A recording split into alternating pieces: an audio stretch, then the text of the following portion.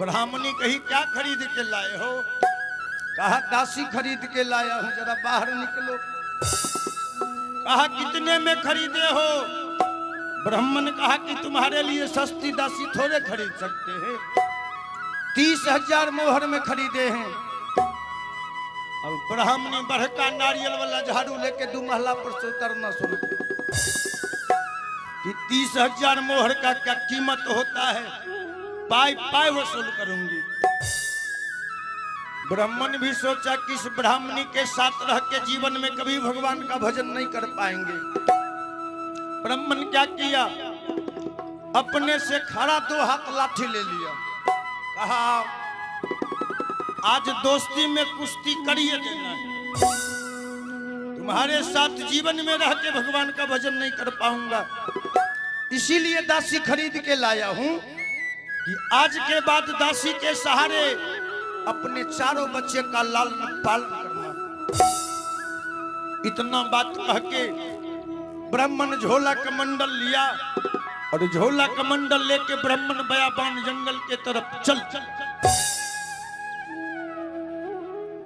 अब ब्राह्मणी सामने आके महारानी से को सामने आके कही कि चलिए अंदर।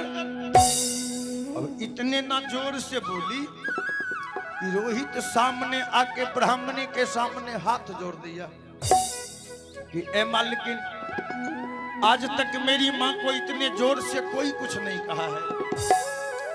प्यार से अगर हम दोनों मां बेटे को कहोगे तो अपना प्राण भी निकाल के दे सकती।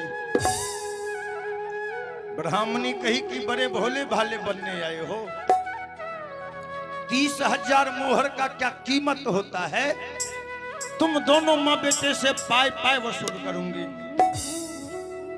उस दिन से ब्राह्मणी इतना ना काम करवाती है, रात रात भर महारानी सेव्या से चक्की चलवाती है और भोजन इतना ना तौल के देती थी कि भोजन बनने के बाद 4 बेटे और ब्राह्मणी 5 मिलके वो सारा भोजन चट कर जाती है। रोहित और महारानी सेव्या के लिए एक दाना नहीं छोड़ता है। रोहित कभी कहता कि मां भूख लगी है तो महारानी सेव्या बेटे को जल पिला के सुता देती थी कि सो जा बेटे, तेरे भाग्य में आज अन्न नहीं लिखा है बेटे, सो जा। रोहित दोनों मां बेटे जल पी के भूखे सो जाया करता था। समय बीतने लगा, अब महारानी सेव्या और रोहित को यहां छोड़ दिया जाए, कुछ देर के लिए महाराज हरिश्चंद्र के पास चला जाए। बीतते बीतते आज अंतिम दिन है, 30वां दिन। विश्वामित्रा के कहा कि हरिश्चंद्र, अगर सूर्य अस्त से पहले तू मेरा रकम नहीं देगा तो आज हम तुमको जला करके भस्म कर देंगे। महाराज हरिश्चंद्र परेशान हो गए, सोचे भगवान आज अगर सूर्य अस्त से पहले विश्वामित्र को रकम नहीं देंगे तो सचमुच में विश्वामित्र हमको श्राप देके जला के भस्म कर देंगे।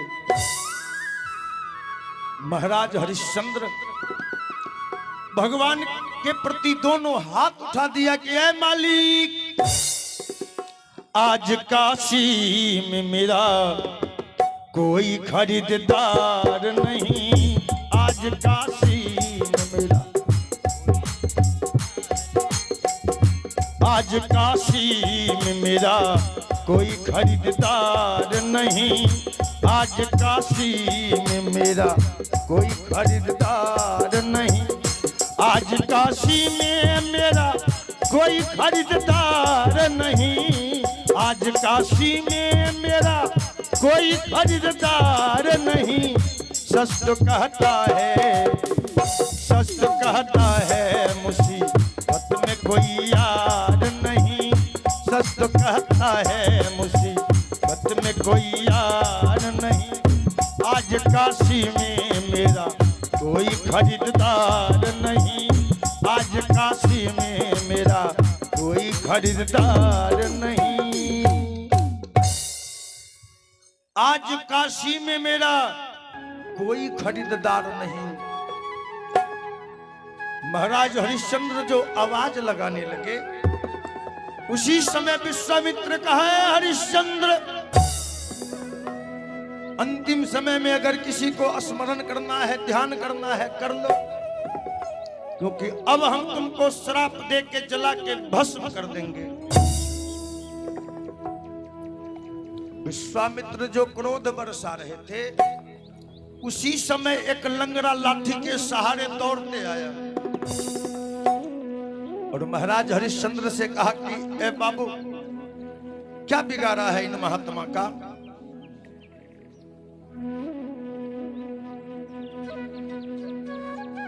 क्या बिगाड़ा इन महात्मा का? महाराज हरिश्चंद्र कहे, ए बाबू,